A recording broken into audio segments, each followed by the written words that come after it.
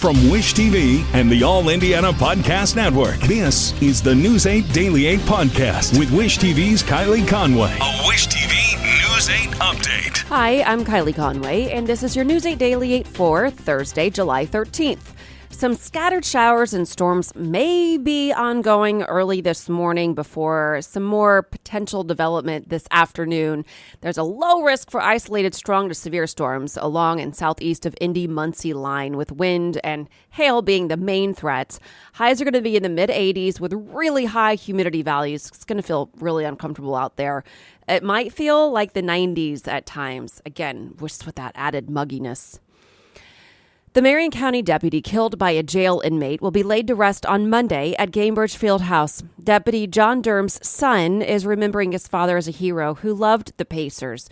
Johnny Durm posted his last text to his father on Facebook yesterday. It includes a picture of a newly framed old jersey and shorts that Durm had received from Reggie Miller and gave to Johnny as a birthday gift when he was just a kid.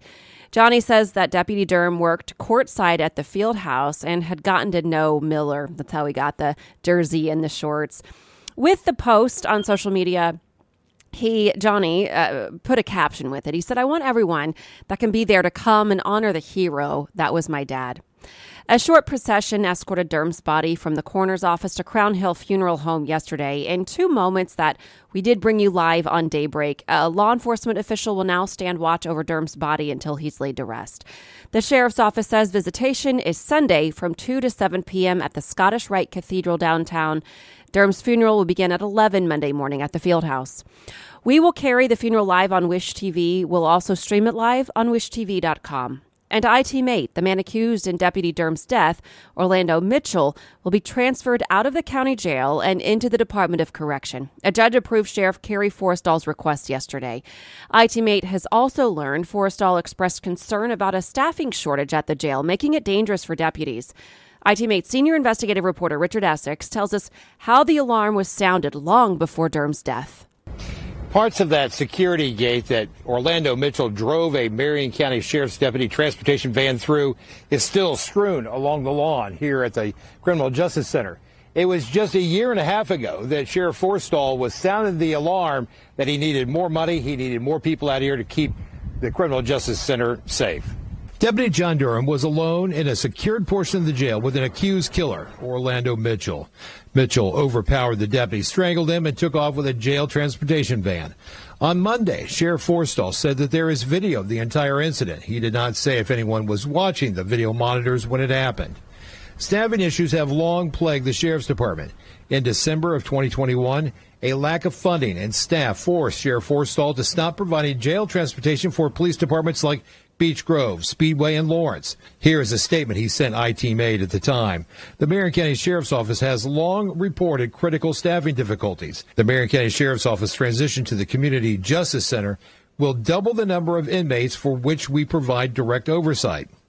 The Marion County Sheriff's Department provides court security for all 72 courts, supervises 2,500 inmates in the jail, and monitors 1,800 sex offenders living in the county. The deputies who walk into the jail every day are walking into a place where there's over 180 people charged with murder. The sheriff is losing jail deputies to surrounding counties that pay more and have less of a workload. A first-year jail deputy in Marion County is paid about $42,000. Hamilton and Johnson County start their deputies at more than $60,000 a year. Last year at a recruiting event, I asked Marion County Sheriff's Chief Deputy, Reggie Roney, if the department could handle the new jail. Do you have enough to staff this building?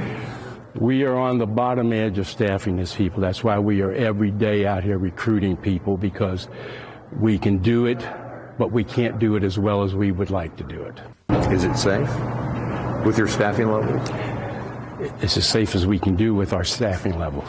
The sheriff has been offering sign-on bonuses and for some other incentive bonuses for people who join the ranks out here, but in spite of those, they are still falling behind the number of people they need to keep this center safe. Now, we know that there are policies and procedures on how a sheriff's deputy is to handle an inmate when they bring them from Eskenazi back here to the Criminal Justice Center. Now, we have asked the Marion County Sheriff's Department for those policies and procedures, and we are expecting to get those tomorrow. At the Criminal Justice Center, Richard Essex, Wish TV, I-Team 8. A reminder, the Central Indiana Police Foundation has established the Deputy John Durm Memorial Fund for anyone wishing to donate. We have a link online. Just go to wishtv.com and look in the As Seen On section of our website. There you can find the link to the Memorial Fund and all of our coverage. Neighbors in Pike Township say they're worried a proposed development could wreck the environment. Cornerstone Companies defended its plan at a public meeting last night. It wants to rezone 200 acres of land between West 79th and 86th Streets for the crossing at Traders Point. Some neighbors said it will decrease property values. Others said runoff will get dumped into Eagle Creek.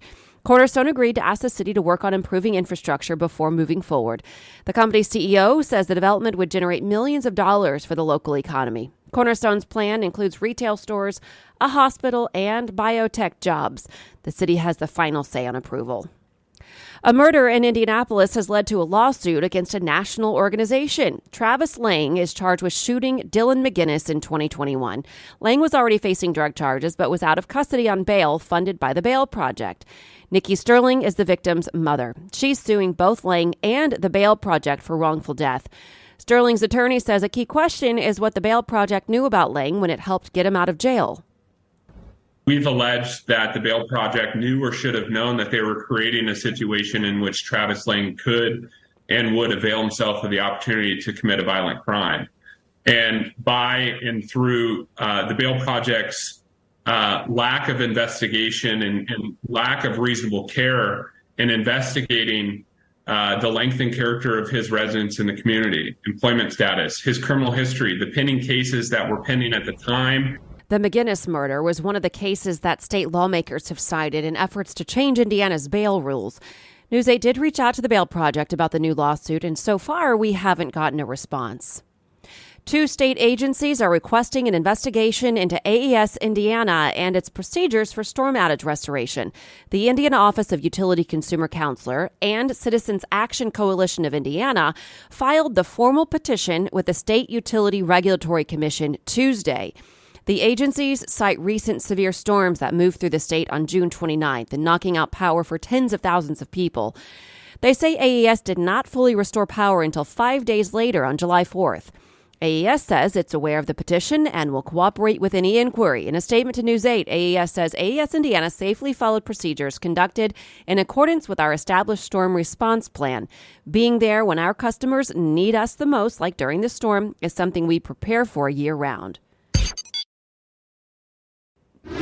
Severe weather wreaked havoc over Chicago last evening with multiple reports of tornadoes. There were thousands of people stranded inside Chicago O'Hare. The National Weather Service confirms that one tornado did touch down at the airport. It led to more than 170 canceled flights and some 500 delays. More than 10,000 people across the area lost power during the storms. The National Weather Service says it will determine just how many tornadoes touch down over the coming days. The National Transportation Safety Board is sending a team to the site of a deadly crash, a bus out of Indianapolis. We did first tell you about the wreck as breaking news yesterday on Daybreak. You can also find the story at wishtv.com. Now, the crash happened on I-70 in southern Illinois. State police say that the bus hit 3 semis on an exit ramp of a rest area. 3 people on the bus died. 14 more are hurt. One of the semi-drivers explains what he did after the impact. Yeah, I got 5 people out through the window, and then the tire, it was catching on fire, so I had to run back, and I shut the vehicle off. They didn't have a key; it has a little toggle, so I had to shut the bus off, and then I ran to my truck and got the fire extinguisher, and I put the fire out. And then I got the last pregnant lady out the window with one of the other guys that had climbed out earlier. None of the semi-drivers were hurt. Greyhound says about 30 people were on the bus at the time of the crash. And today, the Black and Minority Health Fair kicks off downtown. It's part of the Indiana Black Expo Summer Celebration. Each year, organizers aim to raise awareness for chronic diseases that target underserved communities like diabetes, heart disease, and cancer. Guest speakers will host discussions about several topics, including maternal wellness. Dr. Tranya Hawkins is an OBGYN at Ascension St. Vincent. She's speaking Saturday about the benefits of breastfeeding. She joined me this morning on Daybreak, talked about how to fix issues with inequity within maternal care. Several of the healthcare systems here in the state have done a great job of targeting and focusing on certain groups of patients. We definitely want our African American and our Black and brown patients to know that we are looking at you. We care about the rates of things that are happening in your community, but you also have to help us by taking a strong stance on how you care for yourself. The health fair runs through Sunday. Activity starts at 4 this afternoon at the Indiana Convention Center. More than $4,000 in free screenings will be available. Organizers say more than 15,000 people will attend. And happening today, the annual ice cream social on Monument Circle. The American Dairy Association hosts it. It's 11 to 2 today. You can pick up one or all the toppings available, make your own sundaes. It's one big ice cream social with mascot visits, music from radio stations, dairy merch, and more. All the proceeds benefit the Girls and Boys Club. Paranormal Cirque is back at Castleton Square Mall. Horrifying yet seductive, the show comes alive under the mysterious white and black big top tent with hypnotic and sultry acts. Anyone under 18 requires accompanying parent or guardian. The show has adult language and material. Paranormal Cirque will be at Castleton Square Mall from July 13th through 16th. Tonight's show starts at 7:30. Tickets are $20. They start at $20. No one under the age of 13 is allowed in. U.S. officials have approved the first over-the-counter birth control pill, which will let American women and girls buy contraceptive medication from the same aisle as aspirin and eye drops. The Food and Drug Administration said today that it did clear Perrigo's once-a-day O-pill to be sold without a prescription, making it the first such medication to be moved out from behind the pharmacy counter. The company won't start shipping the pill until early next year, and there will be no age restrictions on sales. On this vote, the yeas are 50, the nays are 50. The Senate being evenly divided, the Vice President votes in the affirmative. The motion is agreed to. With that vote, Vice President Kamala Harris ties the record for the most tie-breaking votes in the United States Senate. Harris cast her 31st tie-breaking vote yesterday to advance a nomination to Equal Employment Commission. The only other vice president to cast as many tie-breaking votes was John Calhoun, who served in the role from 1825 to 1832. President Biden is in Finland for the final meetings of his trip to Europe. He arrived in Helsinki yesterday afternoon and met with the Finnish president this morning. Biden's also talking to the leaders of Sweden, Norway, Iceland, and Denmark today.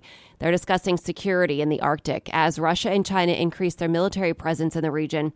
Biden met yesterday with Ukrainian President Volodymyr Zelensky. The two differ on Ukraine's hopes to quickly join NATO, but Biden has pledged to keep bolstering Ukraine's defenses in its war with Russia. Went very well, and I think he'd tell you that. We spent about an hour together, and I think we're on the right track. And so I'm feeling good about the trip.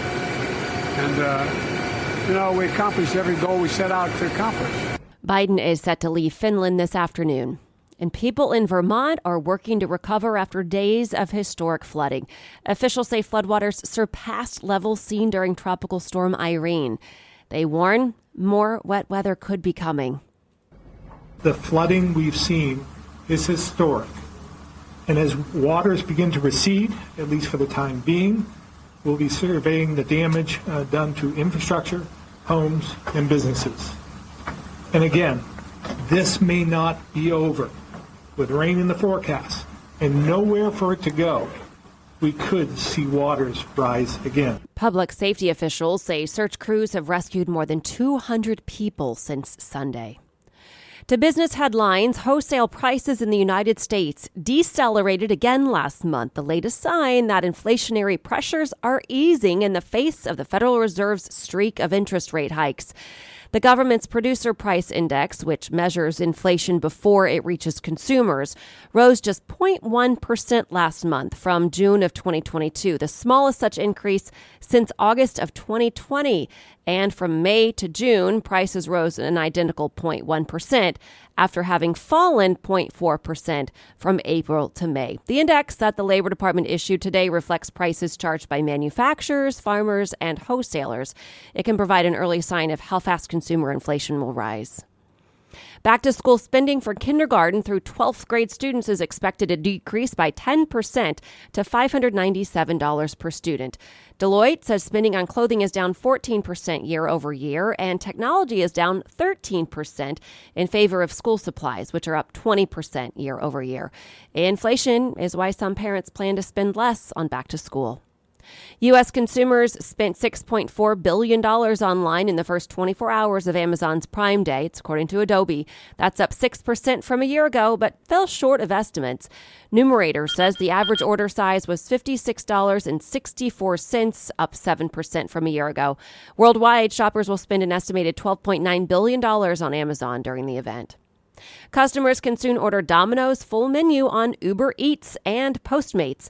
That's scheduled to roll out nationwide by the end of the year. It's a major change for the world's biggest pizza company, which had previously required customers to order directly from them. The action franchise Mission Impossible produced a lifetime box office gross of more than $3.6 billion worldwide, this according to IMDb. The movie made its official debut last night in theaters nationwide. Mission Impossible Dead Reckoning Part 1 was expected to bring in $250 million in the first 5 days. This has been your News 8 Daily 8 for Wish TV. I'm Kylie Conway, online at wishtv.com, and like us on Facebook when you search Wish TV. This is the News 8 Daily 8 podcast with Wish TV's Kylie Conway. A Wish TV News 8 update on demand for even more on demand and on the go. Connect with Wish TV on Facebook at wishtv.com and on the free Wish TV mobile app. Thank you for listening, and be sure to like, subscribe, and follow this podcast for updates every weekday morning on the All Indiana Podcast Network and wherever you get your podcast.